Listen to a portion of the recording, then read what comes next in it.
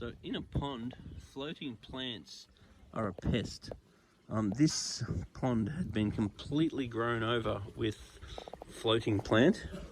Now the floating plant absorbs lots of nutrients. So if you, on a semi-regular basis, pull out some of that floating plant, throw it in the garden,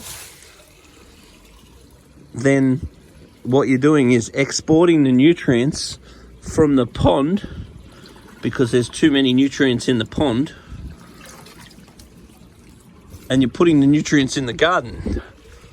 So that floating plant will die off in the garden and provide nutrients to the garden, which is good for the garden. And the nutrients in the water from the pond are good for the garden, and it's good for the pond to get the nutrients out of the water. So in a situation like this, if you do have a pond, it's really wonderful to use the pond water to help water your garden.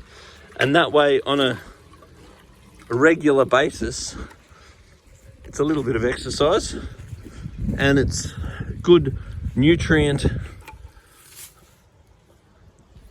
water, fertilizer water for your garden. It's a little bit of exercise too.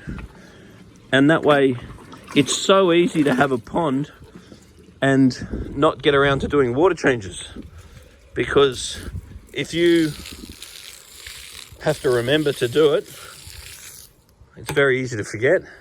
Whereas if you just incorporate the water changes of the pond in the watering of the garden, then it means that you're going to water change your water more often. And it's really important to understand that topping up water is not a water change, because topping up water is just compensating for evaporation. And it's amazing how much a pond will evaporate. So in a pond, you're putting massive amounts of water in all the time, which is very easy to think that as a water change, but it's not a water change, because that's just evaporation. So getting water out on a regular basis and using it to fertilize / water your garden is really good practice for lowering accumulatives in your pond, or your fish tank for that matter.